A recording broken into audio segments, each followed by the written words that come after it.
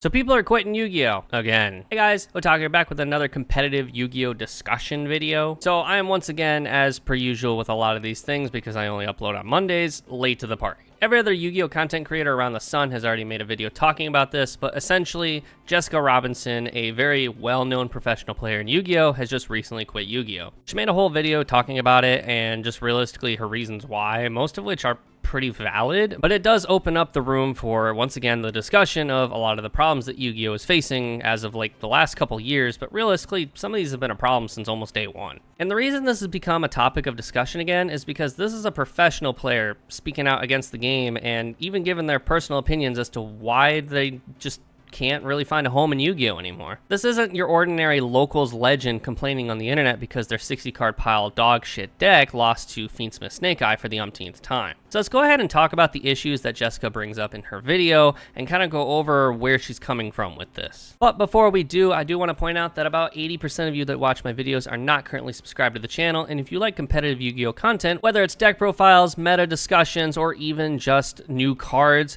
consider subscribing to the channel to support the channel, but also leave a like on the video and comment about today's discussion so I can continue to make more videos like this one. So before we go into the topics, I do think that it is necessary to talk about how good of a player Jessica Robinson is and why this is such a big deal for the community that this Pro-Fit player is leaving. Jessica Robinson is a European player, and for the most part, she's known for playing plants. Ragnarika, Rika, Sun Avalon, whatever you want to call it. Just in 2023 alone, she got top 4 at the UK Nationals, she got first at the Europe WCQ, and she got top 8 at the World Championship. Now, that last bit's going to be important here in a second. And one of the most common issues that not only she's complaining about, but what everyone is complaining about is prizing. Yu-Gi-Oh! For the most part, even since day one, has had prizing be the forefront of some of its most controversial discussions. And to be quite frank, just no one's ever pleased. I do want to start out by saying that I don't think Yu-Gi-Oh! Should be giving out monetary money.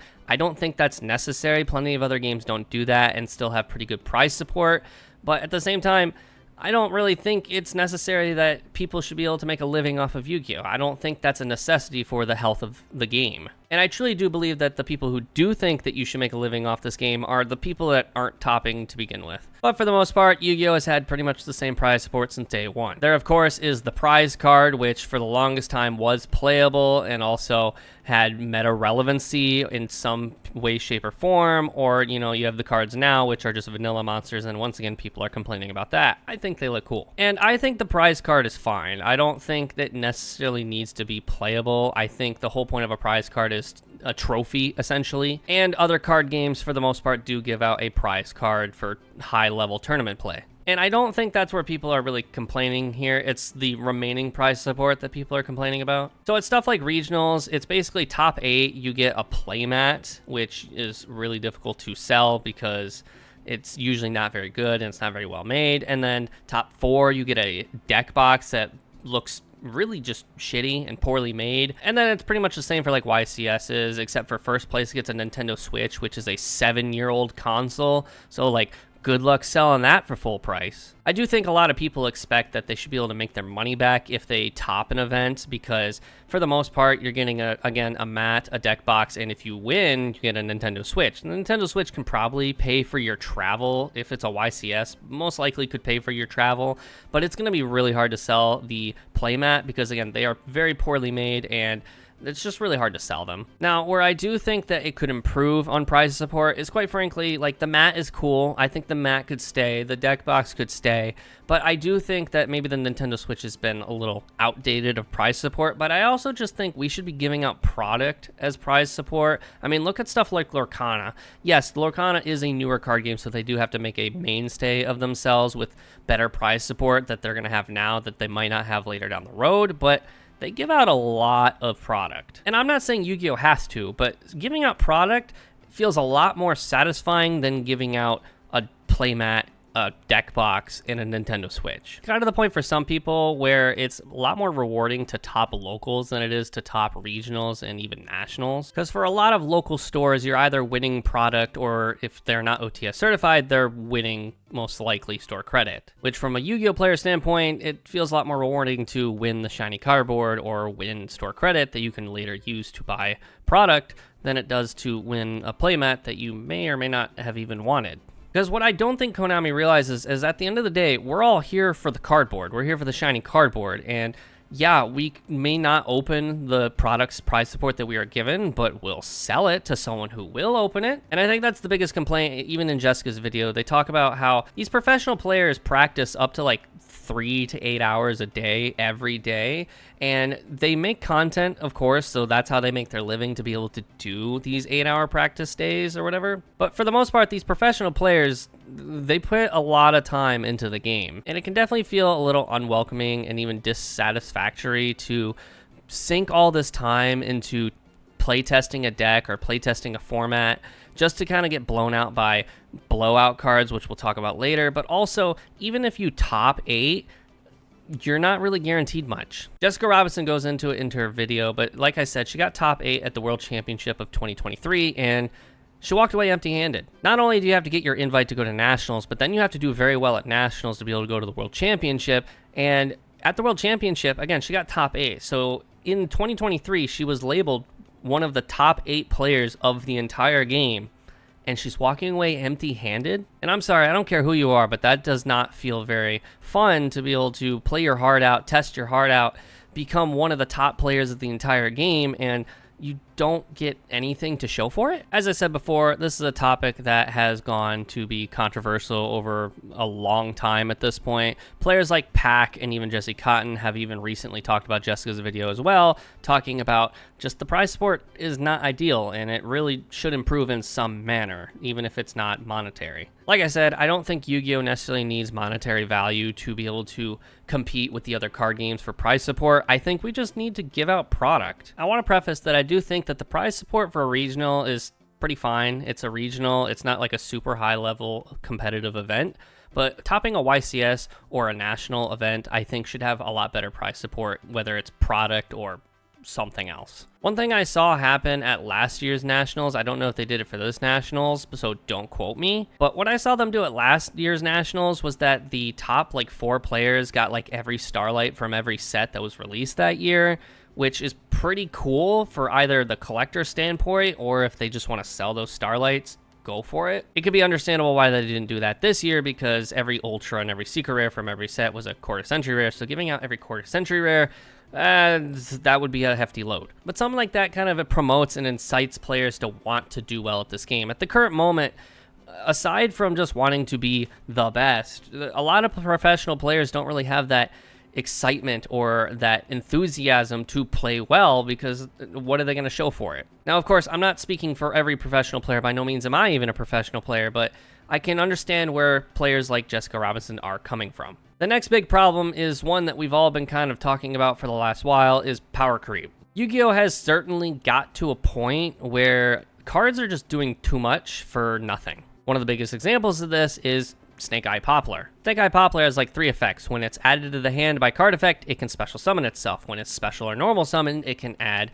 in a Sinful Spoils spell or trap. And then when it's sent to the graveyard, it can put a monster in the back row. But then, of course, our most recent example is the entire Fiendsmith engine. Fiendsmith engine just spits out bodies like it's nothing, and they can either make a 4 Material Appaloosa, 2 Material Appaloosa, a High Wave King Caesar, Beatrice, or just incite constant link plays that aren't Appaloosa. And on top of this, it's an entire engine that can eat 3 hand traps and then still have the main engine of the deck perform uninterrupted. And I think the biggest example to really show how power creep has gotten really crazy in modern day Yu-Gi-Oh! Is look at the current format. We currently have decks like Fiendsmith Snake Eye and Fiendsmith Yubel, which for the most part play Yu-Gi-Oh!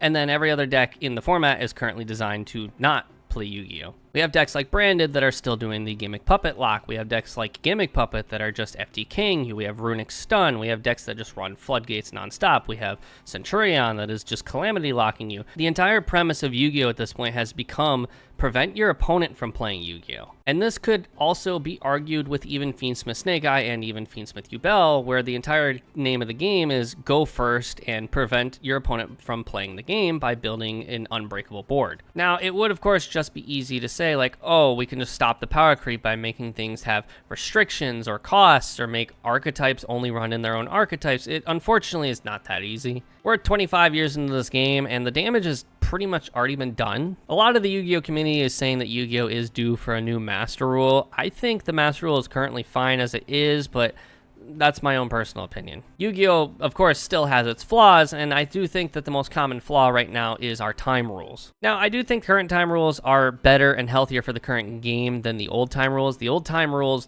were making it so that even once time was called, games were going like 45 to 50 minutes past due. Regionals were lasting forever.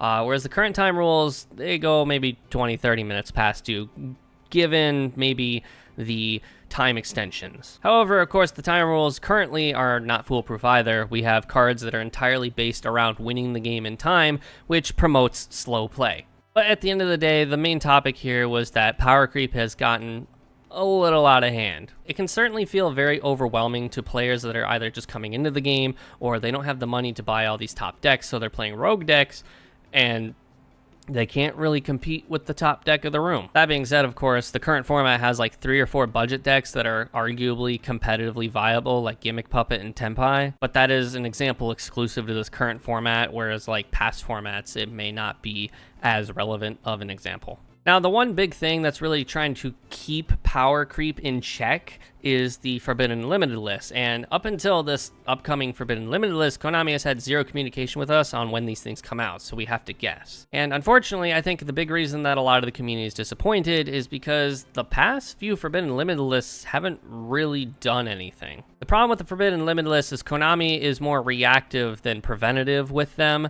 They mainly just hit what's the current problem to either sell future product that will later release a new problem, or they're going to hit the current problem and then the next problem that in line becomes the new problem. The biggest example here being is that if they butcher Snake Eyes on this Forbidden Limited list without touching Yubel, Yubel Fiendsmith is going to be the new biggest problem. Now, there have been examples of Konami, of course, creating Forbidden Limited lists to be more preventative than reactive, to kind of keep the game in check before it got out of hand.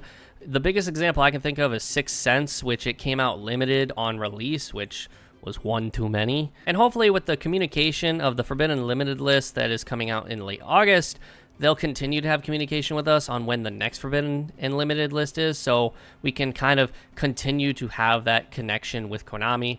I think one of the biggest things here that Konami needs to continue doing is having communication with its community, or they might not have a community very long. People want to continue to just throw around the label and doom post, oh, Yu-Gi-Oh's dying, these players are leaving, the game is dying, etc., etc. But Yu-Gi-Oh is actually doing very well right now. However, there are problems that need to be addressed. But that is all I have for you guys today, so I do want to thank you all for watching this video. Don't forget to leave a like on the video and also subscribe if you're not already and you like competitive Yu-Gi-Oh content to continue to support the channel so I can continue to make videos like this one.